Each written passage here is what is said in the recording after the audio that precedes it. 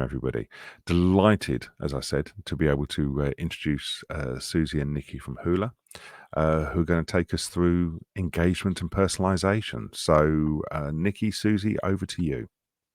Thank you so much, Andrew, and thank you for having us. And welcome, everybody. It's nice to see people in the chat sharing where you are.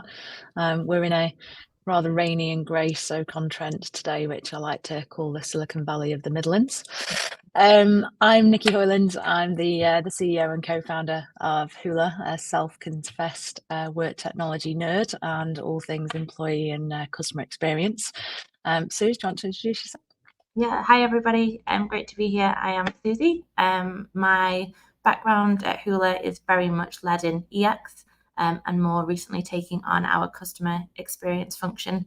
And over the past 6 months, just looking at how amazing the two functions can align and learn from each other to help progress all things business revenue. So really excited to be here and talk about everything today.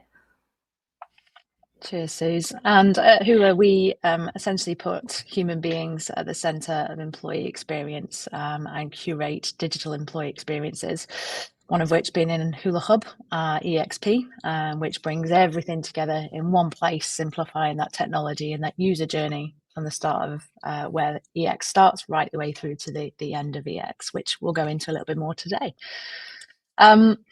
So we're going to cover off, as Andrew shared, a look at aligning customer experience and employee experience and how important those two things are.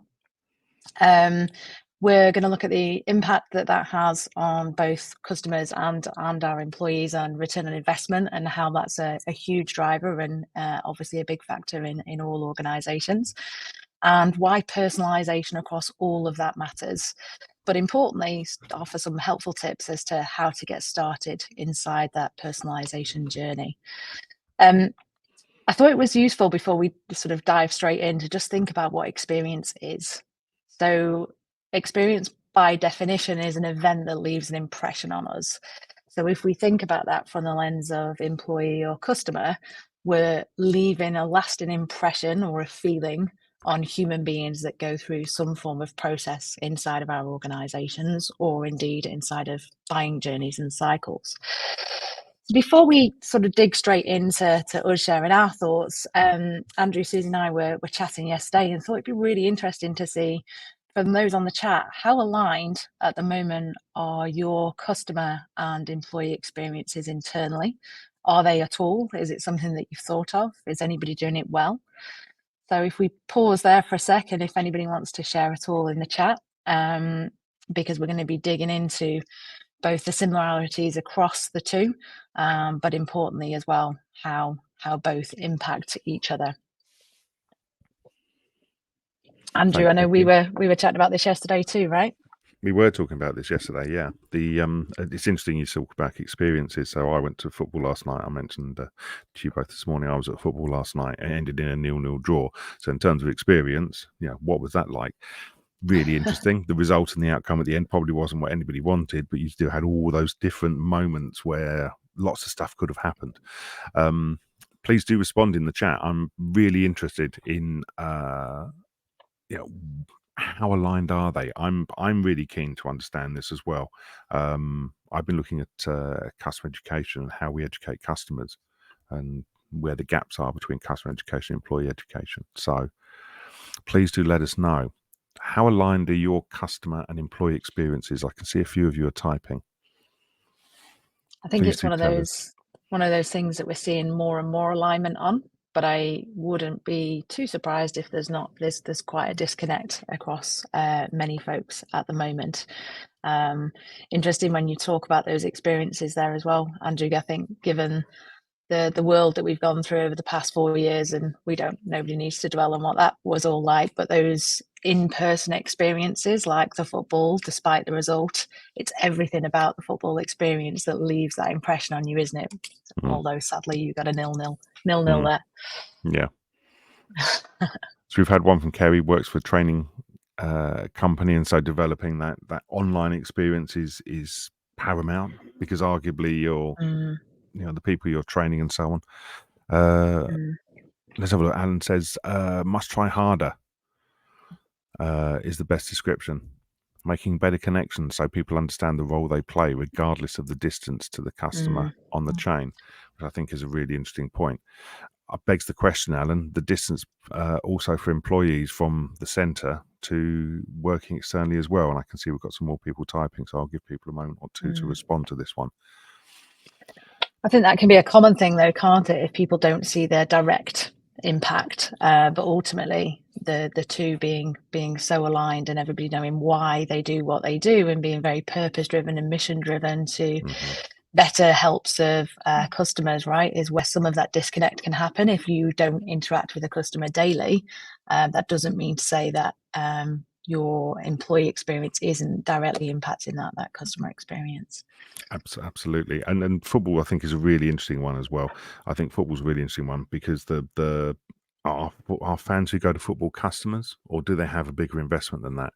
Players come and go, managers come and go, owners come and go, but the fans are still there. They're still going to be there. Kerry has said engagement works well with mandatory training, but harder to engage with not mandatory.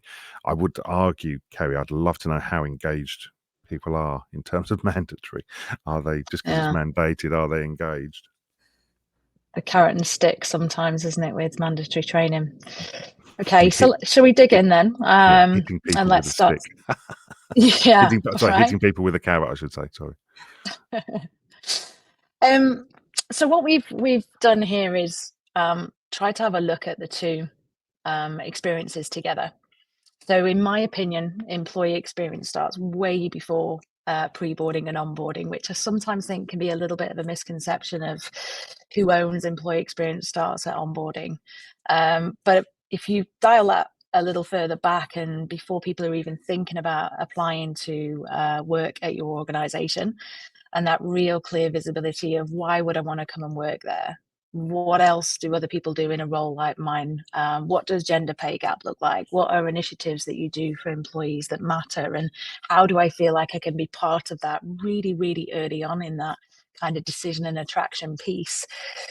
You compare that then to the CX journey, it's really, really similar. So, learning about the brand, why would I want to participate in that purchase or that product or otherwise?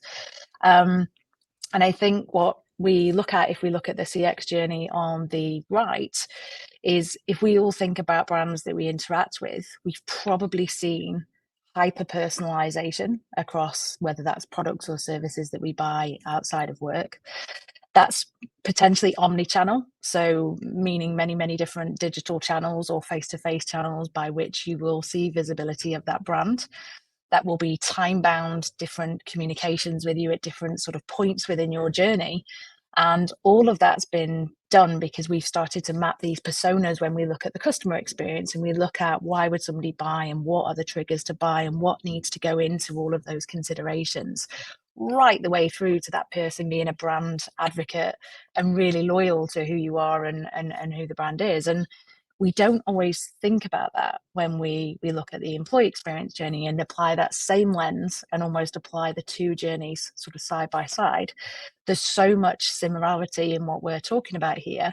And what we're trying to do, importantly, is all the way through these circles. And it's important to remember they continue and they each step passes on to the next, all the way from offboarding, potentially being somebody that may actually either be your biggest brand advocate if they leave the organization, or might be somebody that returns to the organization because you keep in that constant touch with them.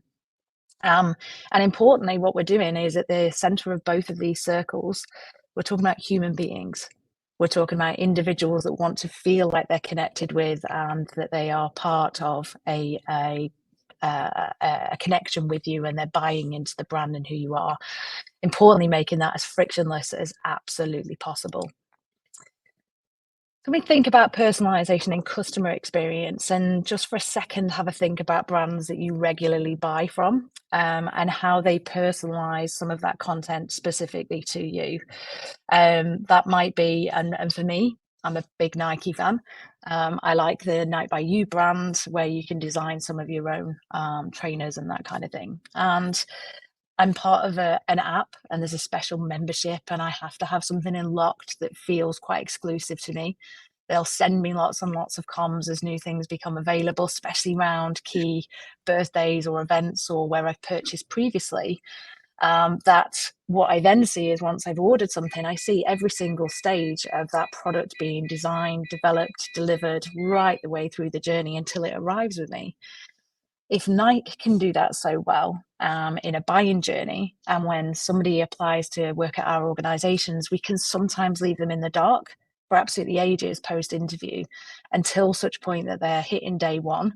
And that period of time is when they're so engaged, where they would want to know more and more about the organization and have that personalized to them, subject to the stage that they're at. So looking at some of the stats on the slide, and all of these links are also clickable for you to go and explore where these sources have come from. It's compelling that the more personalization inside of customer experience creates this huge advocacy and buy-in and hyper personalization, which only drives brand advocacy inside of CX. So if we were to take that same lens and look at that inside personalization of EX, and that can be absolutely everything through the journey, including, and of course, importantly, learning, our people want to feel like they're part of something, that they're joining something that matters, and they're not just seen as that number that's joining an organization. They're not seeing just the generic content, or they're not being, let's say it's day one and it's onboarding, they're not being just bombarded with a load of information that perhaps isn't particularly relevant on day one, but I need the ability to go and find what I need when I need it, importantly. Or the digital offerings that I'm provided are changing for me based on where I am within my tenure in the organization. Importantly, bringing that together so it feels personalized. If you think about those physical experiences that we would have had and think about physical stores, those physical offices or indeed stores are mapped out so in such detail to look at buying journeys and buying decision and personalization for each single stage. Yet we're not necessarily doing that when it comes to employee experience, and specifically when it becomes to digital employee experience, of how do we meet people where they're at and connect with them at any given time. Offering those consumer grade experiences is what I call them, of something you'd expect on your personal device.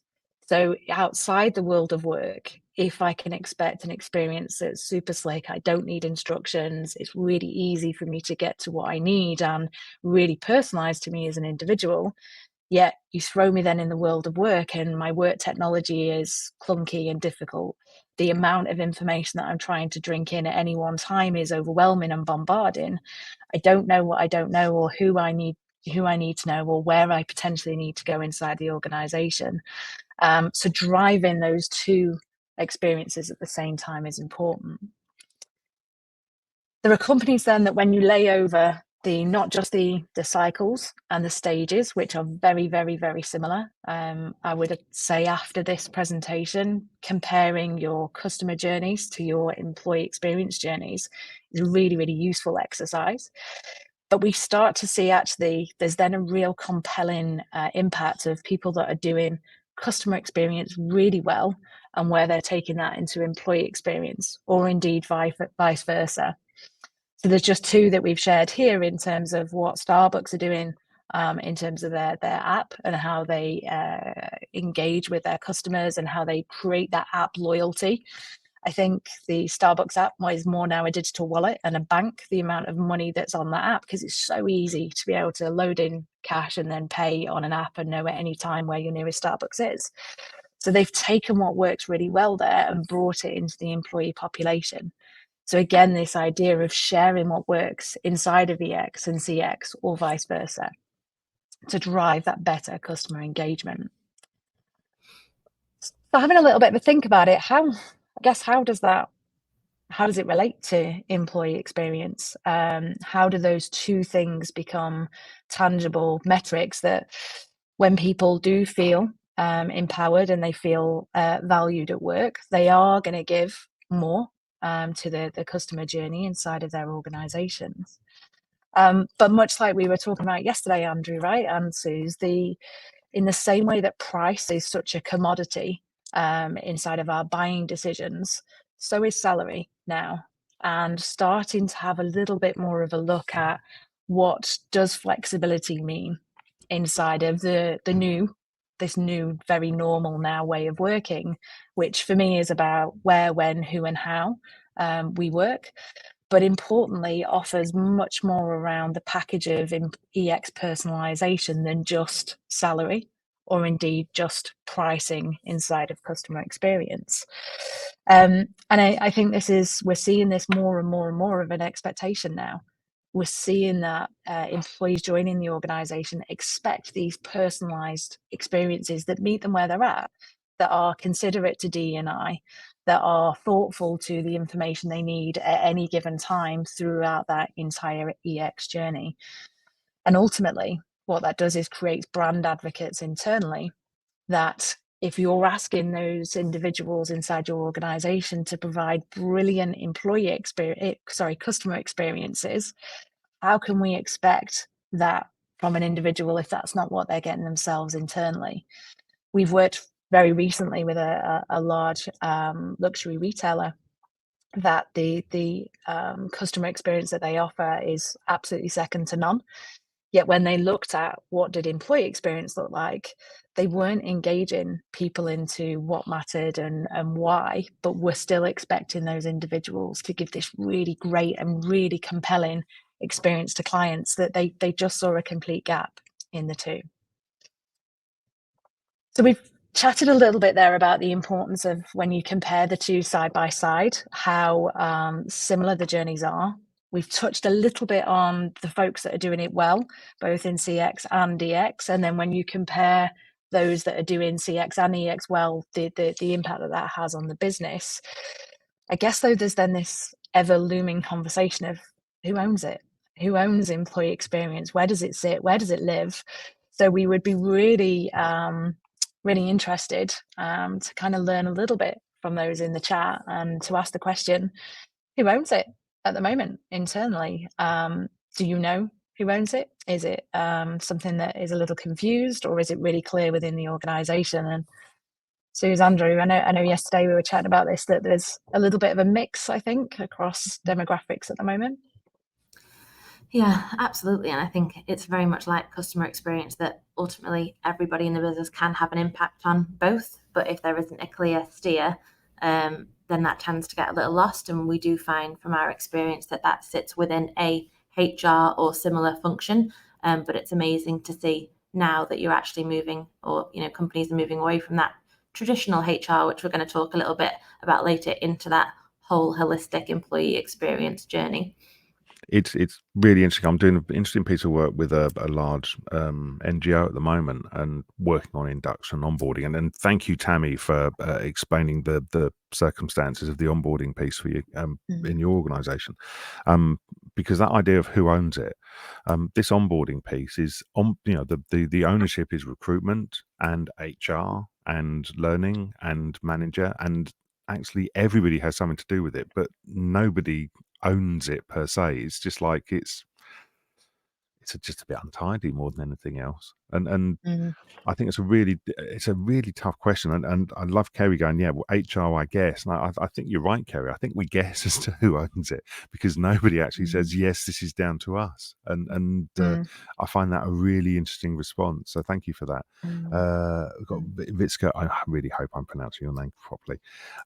Working in a retail environment, our employee experience for office employees is that the people organizational development team, part of HR, but the frontline employee experience is part of the retail training team. And then you've also got the management within. So I think that's a brilliant example, Nikki, of where you've got these segmented, different responsibilities, perhaps. Yeah. And this is I guess further to the point of, when we look at who owns it, and when we compare the two, it can become really obvious where that journey's siloed. So if you think about customer experience, of how that would be, it would have personas, it'd have user journey mapping, it would have a real clear logical flow of at what touch points do we engage with clients, and how, and where do we get feedback, and so on. Yet that EX journey, we tend to see it so much that onboarding can live with somebody completely different to pre-boarding, to in life, and right the way through. And of course, they're huge topics in their own right. So of course they're going to have different people that sit across them. However, I think when we work in these silos, that's where we see the problem. I think to have this one lens and pull people together cross-functionally inside the organization to go, actually, who do we need around the table to try to get some of this conversation right, to try to share some of what's working currently, what isn't working, how do we test and learn, how do we jump in with something relatively small that not everybody's going to have the opportunity to go, right, let's rip and replace the tech stack, let's rip and replace how we interact with IT, let's have an endless budget for bringing everybody sort of face to face or change in the way that we work as a business. That's not the reality. But there is how you jump in, potentially how you create a layer across the top of your digital tech stack that enables personalization at scale. It enables a very clear way to communicate with people very concisely in the same way that you would do when you look at your CX journey. I think is a good example here and a bit of challenge, I guess, when you are around that table looking at employee experience. Would you ask a customer to log into 10 different systems, potentially with different passwords and different usernames and different places to need to go to, that were all confusing system names that didn't actually just say what they were on the tin to do the task that the client or customer needed to do? You wouldn't. You would strip that right back. You would make it super simple, because you would know that the more friction that you put into that journey, the more likely that person isn't going to purchase or continue to work with you. Yet somehow we think that's an okay decision when we look at employee experience. We expect that people will be okay that work technology isn't as good as consumer technology, and we add more and more cognitive load to the things that the individual's there to do. So there's a bit of chicken and egg here of when this conversation is shared inside senior teams of, do we start with the CX lens and how we get that right and how we assess those data points and touch points, or do we look at EX first? I'd suggest that you look at both through one lens and pull people together, but importantly, it has to start with your people, because ultimately it's your people that are providing that experience to your customers.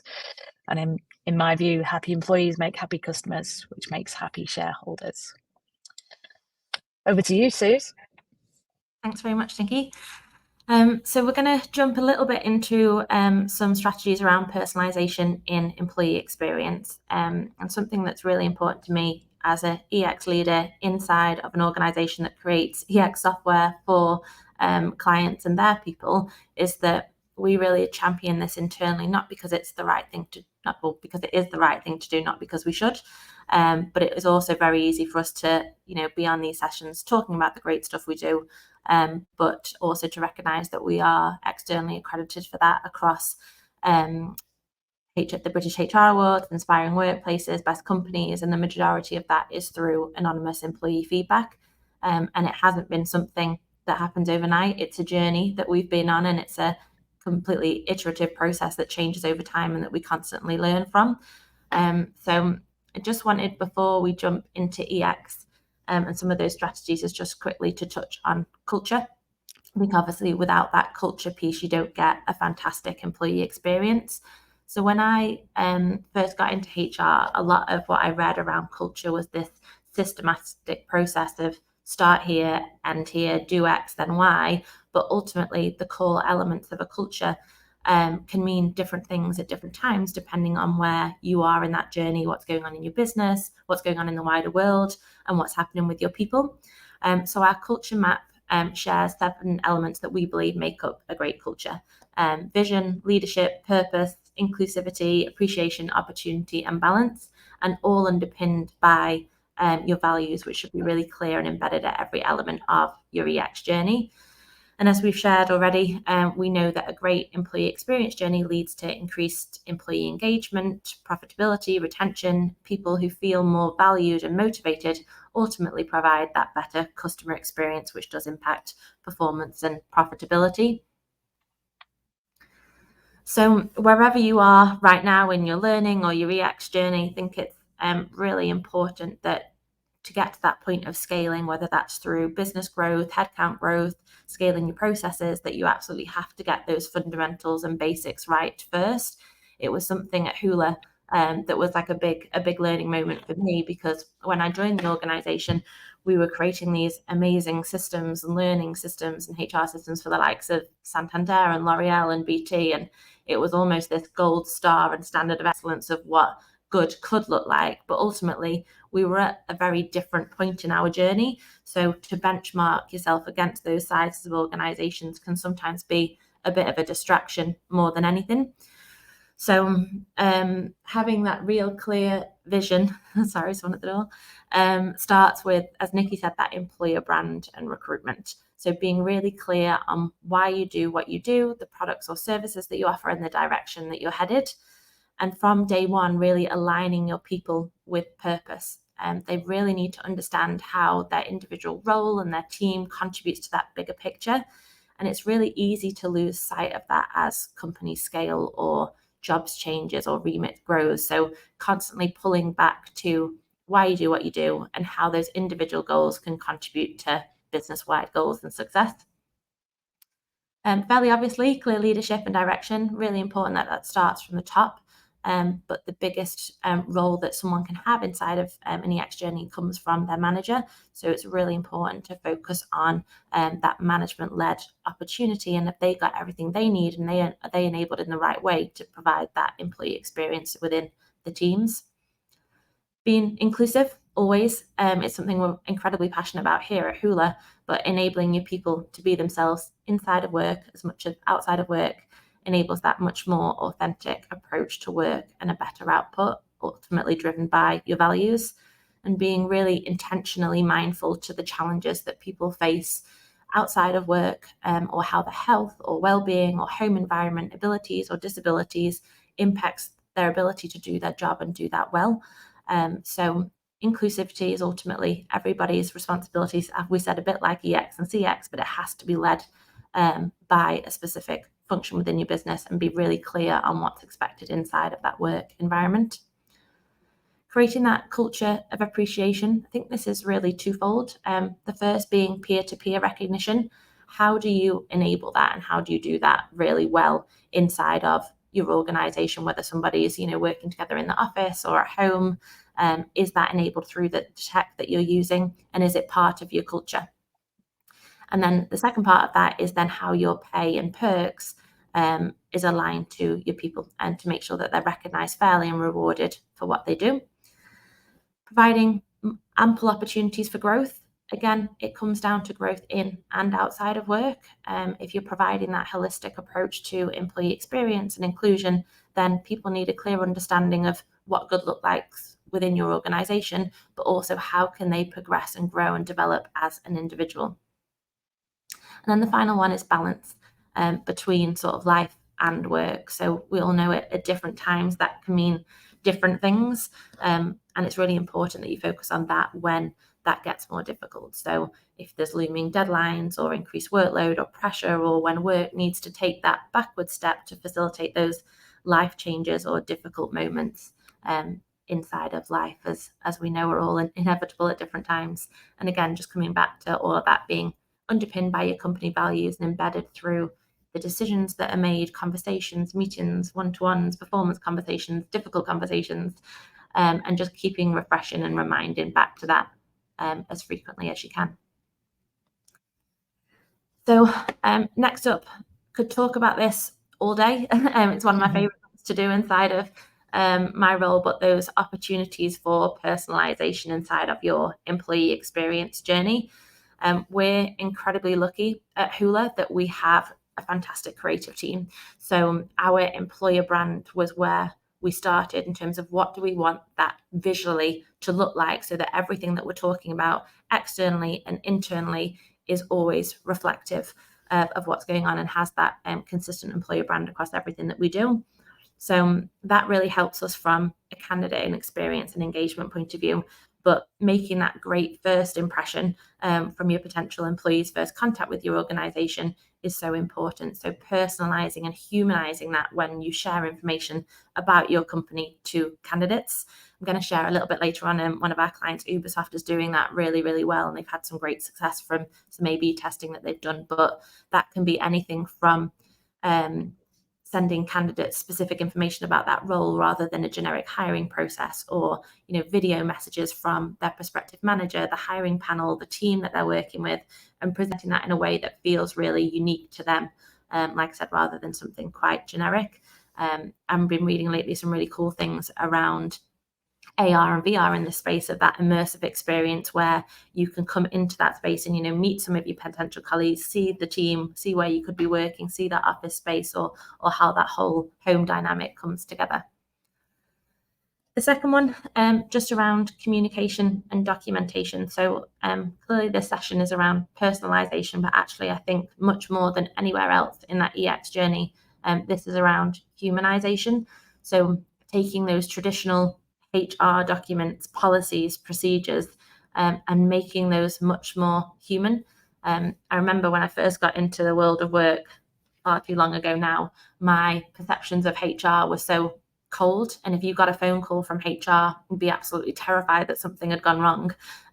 But I never wanted that at Hula, and it's amazing to see, especially post-COVID, the shift towards or from HR into that employee experience space. So the way that we started that at Hula was with our employee handbook. So every company should have one.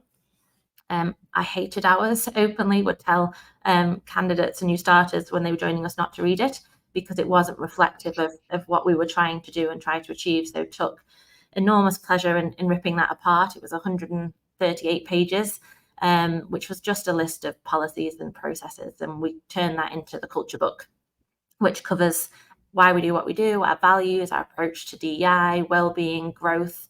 And then from the culture book stemmed everything else. It is available on our website, but more than happy to share any of the documents and stuff that we talk about today if anybody wants to have a look through them. And then we took from the culture book, we started looking at our policies and procedures, and looking at what was no longer relevant to us. And we wanted that if people were engaging with the content and documents, excuse me, that we were sharing, that it was because those were the ones that were most important and meant something and could add most value to our people. So things like the disruption to severe weather or transport policies all just needed to go. And then we humanized them. So we wanted that to be something that people wanted to engage with. So instead of that cold terminology around the company says this, that was Hula says that, we feel this way, us. We removed a lot of gender assumptions and generalizations from those policies. And we then moved from there into our employment contracts. So again, first documentation that somebody reads when they're joining your organization. Really easy. We put a front page on it of welcome to the crew. We put an inner page on it that highlighted our values and how grateful we were that that person had chosen to be part of their journey, our journey. It's a two-way decision. And then everything else, probation letters, contract changes letters, welcome cards, kudos cards, just making sure that was all consistent in what we were trying to achieve. We talked earlier just around the role of onboarding, and I know it came up in a lot of the questions, and clearly we've got a lot of people from that L&D space. So I've grouped onboarding and training together here for the purpose of trying to fit a lot of content onto one slide, but clearly separate pieces. But in terms of onboarding, we know that a really strong onboarding program can increase new hire retention by over 80%. So when an employee is faced with a really weak onboarding process, they're much more likely to lose confidence and quit within that first year, which obviously from a cost perspective, it isn't what we want. But in terms of that turnover, that retention, and being able to create that great first impression, that space for personalization in onboarding is huge. And a generic onboarding or learning journey can be just as destructive as a poor or unstructured one. So if those employees are really onboarded or training similar to their peers, even if it's the same position, it can lead to those inconsistencies in knowledge sharing and performance, because all of your employees are unique. They all take in information and learn differently, and we need to be reflective of that inside of all of those different sort of processes. So in terms of communication and feedback, I have an example that might seem like a little bit of a stretch, but it really resonated with me. So we have created for our tiny Hula humans messages from Santa that our team can share. And we asked our people to just capture those pictures and moments of of when Santa was talking directly to them. And the feedback was that it wasn't the message from Santa that really had an impact. It was when we'd personalized it to their names. So my little ones, Georgie and TJ, when maybe not TJ, he's 18 months and he doesn't really know what's going on, but for Georgie, who's almost 4, that moment where she was getting something that wasn't for anybody, it was for her, it was for Georgie, inside of that, comms message from Santa was just that moment that meant more than anything else. So it resonated with me that from a digital personalization perspective, that's really transformed how companies recognize and communicate with consumers online, and the technologies that we have available make segmentation and personalization so much easier inside of internal comms too, even when resources and deadlines and money and all those sorts of things can be quite limited. But consumers and us outside of work, we expect that digital personalization. You no longer get emails anymore that aren't personalized to your name or the product that you're buying, or, as Nikki said, that journey that she goes on with the multiple pairs of Nike trainers. But at work, the communications we receive from our employers don't tend to match up. So all of those company emails, generic policy announcements can just feel so dry compared to that dynamic, targeted content we receive every time we go into our, the apps that we use every day. So how do you do that? So really important, understanding your audience, grouping together your employees based on their different personas or behaviors or needs, creating that library of customizable responses. So it's something that can feel a bit heavy at first, but actually having that bank of messages with those clear fields and spaces that you can personalize makes those comms processes so much easier later down the line.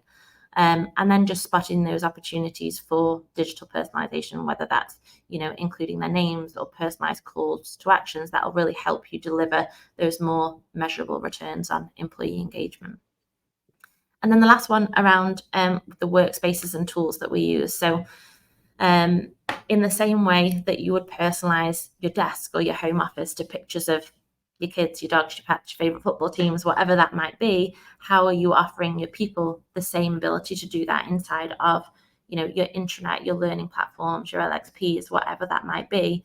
And how are you tailoring that content away from everybody receives everything, all the time, to people seeing the comms, content or tech that's most relevant to them at a time when it's most needed? Clearly incredibly biased because we use our flagship product and our EXP Hula Hub internally, and that has so many different spaces that you can personalize that employee experience journey from myself and my colleague Ella as admins of that platform, but also as Susie and Ella as individual users of it too. So just making sure you're creating that same consumer grade experience outside of work, inside of work, in the tech that you're using. And obviously it doesn't end here with the notes that we've put on the slide, but personalizing reward recognition programs, well-being, DEI initiatives, about finding the moments and opportunities for personalization where it adds the most value, which will ultimately drive better employee engagement. And also just enjoying that process, because it's really amazing to see the impact that can have on your people where you take time to do that in the best way. So just going to talk through some real world examples. So like I said, very easy for us to talk about all the amazing stuff that we do and what we've learned, but we've got a mix here of some of the clients that we work with, but also some of my personal favorites too. So Santander are a client of ours. We've been working with them for the last 10 years or so. And over time, the bespoke platforms that we've created with them have evolved to include everything from onboarding new starters, job recommendations, tailored career progressions, audience managed content in that Netflix style feel, to continuously improve their employee experience. So all of that content is personalized based on audience management and that recommendation search engine to make their learner journey really personal and unique to them. So recommending mentors, jobs, learning content based on the content that they're engaging with, but also the skills that they have now and also what they're looking for in future. SJP, St. James's Place, really big wealth management platform. So we've been working with them for the past couple of years on their bespoke digital platform, which is called House. So House houses and enhances all of their learning activity through that blended approach, whether that's online or face-to-face. but create those social learning opportunities that build communities of people based on what similar interests they have, and offering relevant content that applies to their role and point in journey at SJP. Ubisoft, another one of our clients, so they use Hula Hub, and they do that through a talent acquisition lens. So pre-Hub, they would just be sending out direct links to their recruiter platform or job post on their website. But what they're doing through use of one of the Hub features collections is creating really dynamic and exciting content that shares information about the company and the role, the people that they're going to be working with. So rather than just sending one link to one piece of content or application process, whatever that might be, they can use that same one link experience, but creating a whole load of content in there that provides a much more unique candidate experience that's tailored to that person. And they did a load of A/B testing, looking at the use of those branded personalized collections that were all in that Ubisoft brand and employer brand experience versus their direct link to job posts. And actually what they found is that feedback on the candidate experience, but also the number of applications and successful hires came from that much more personalized experience. If you have time, have a look at the Airbnb story. It's one of the first sort of documented companies to bring that same emphasis to their CX journey as they do their EX journey. They've actually been doing that for a really long time. So they built their business strategy around the concept of making their people feel at home everywhere. And that extends across obviously what they do as a company, but to their employees. So each employee is treated with that same respect and consideration that they would give to a guest and a paying company. So they recognize that that great employee experience is all around evolving and adjusting to meet the needs of employees as situations change. So they're very committed to that fluid approach that doesn't stand still inside of their organization. Patagonia, Nikki and I were talking about this one this morning, but their values, recruitment process, the type of people that they would really love to join their organization are all about people who are passionate about the outdoors and obviously aligned to the brand and what they're creating. But they went through a really extensive process of aligning their perks, not just on, what someone would want in terms of those generic salaries and benefits, but if you're pulling people into the organization who love the outdoors, then one of their mantras is, and their handbook is based on the concept of let my people go surfing. So if there's an opportunity to catch a really great wave, go and do that, because that opportunity isn't going to be there forever. But again, it's a really cool story, and there's a book about the founder of how he came up with that concept and the company itself. So, and then the last one is Asana. So they do something called areas of responsibility. So rather than job descriptions, they have these areas of responsibilities that map really closely to individual people, not just to roles. So they have that slightly wider remit, and they have area of responsibility leads. And those are reevaluated at least once a year to ensure that employees are always working on the right projects and areas that they're interested in and best placed to work on, considering the skills that they have and then where they also want to get to. So just a few of those real world examples and some of our learning. So if there is any of the articles, resources that we've shared, more than happy, or that we've talked about, more than happy to share those with you. But just before we finish up, we were really interested to hear your thoughts before we dive into ours on what are your thoughts on the future of employee experience. And given we have a lot of people from that more learning background in L&D space, we'd love to hear that inside of what you're working on at the moment too. So yeah, comments in the chat would be great. Interested to hear your thoughts. I've found a couple of links which I put in for Airbnb and Patagonia.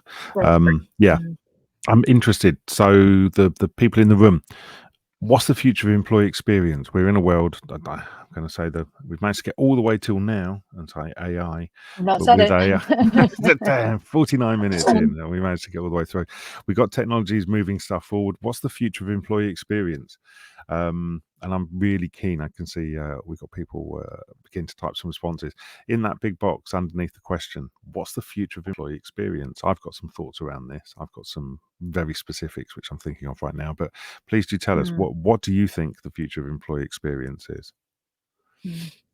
I think it's easy as well, isn't it, Andrew and Suze, to see how the past 4 years has shaped that, but also the technology advancements are shaping that clearly.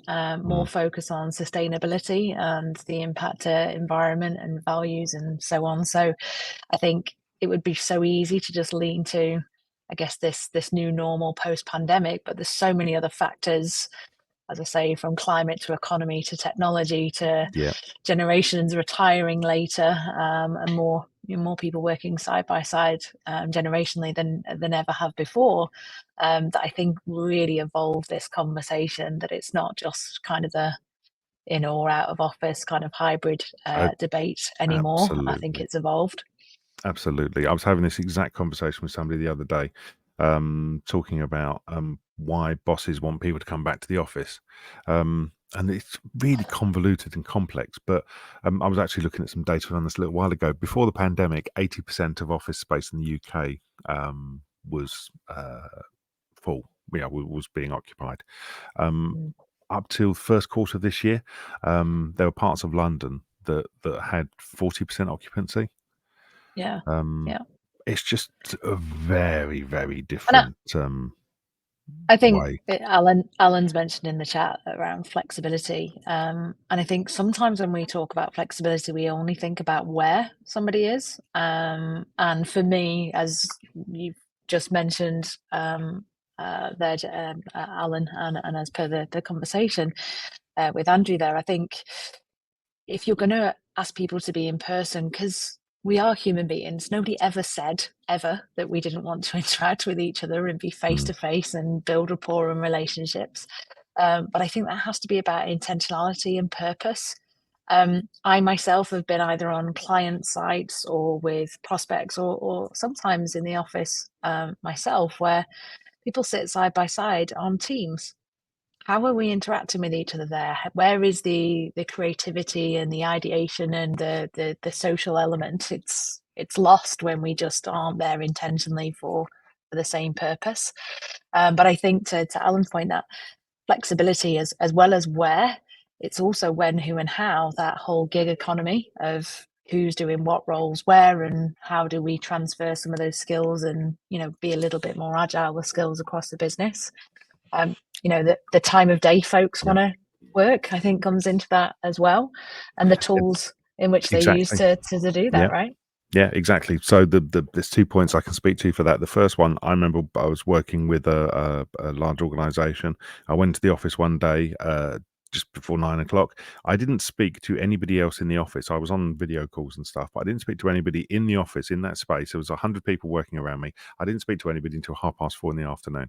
I was literally working on my own. So that idea of being in an office working with people is one thing, which just doesn't happen. The second point, I think you've absolutely nailed there, is that we talk about flexible working. We talk about flexibility by location. We talk about flexibility by hours, but we don't, exactly as Alan said there as well, talk about flexibility by job design. And I think there's a whole piece there around what jobs will look like in the future, which we haven't even scraped the surface of yet. Good stuff. Should we move on? Some of the thoughts that we had there. I think that idea of, we've already touched on AI, and Suze, I think the past few sort of conferences that we've been to and speaking to clients and prospects and work that we're doing ourselves with AI, I think there's barely a day goes by where if you had £1 for every time somebody said AI, you wouldn't be pretty rich. I think what that does do, though, is put even more focus on the human beings. And so you're really passionate about this, right? Of what that means for actually automating some of those tasks, and some of those tasks that come away from folks gives us more time to focus on the individual, right? Yeah, absolutely. I think we find it all the time that AI is such a big piece, or like conceptually for so many people, but actually they don't know where to start with it. And ultimately those AI tools that you can use in your organization to speed up processes and ways of working are amazing, as long as they are sanity checked in the right way and you never lose sight of the human. It was a question that I missed in the chat as well, but just around those data touch points in EX. And one of the things that we found is, as we've been going through this journey, is it's so important to capture as much data as you can. And the way you do that is, normally someone completing a survey or a form of some description, but never losing the human in that. So we always will do those touch points. So we do like a 4-week onboarding, a 6-month probation reviews, exit interviews, all those sorts of things. But we always do the human first and then followed by the data. And it's the same concept in AI. If you can use all of that to enable more of the good stuff and allow your HR and L&D teams to have more time to do the human and in-person connection, then I think it's only can benefit there. I completely agree with that, Susan. What Alan's just said. I think sometimes we say things, don't we, like it will automate or replace, and I think language there is better than amplify. And importantly, all AI integration, right? It's co-piloted. What we're suggesting is it has to be sanity checked. The data needs to be right. The use cases have to be right. The legalities and morally of some of the decisions and automation that can go in place is to amplify and aid human beings, but that's done in tandem with folks in role. I think that whole "we'll steal your job" mentality is we need to come away from that for sure, because it's enhancing those experiences 100%. I think even more of that will be around how do we hyper personalize those experiences even more, because of that rich data that we have, and the way that we can then bring in amplification of the right stories at the right time and the right messages or the right learning to the right individuals. It aids a lot of that admin process, but ultimately is still for the human beings that are at the center of all of those, whether that's customer experience journey or the employee experience journey.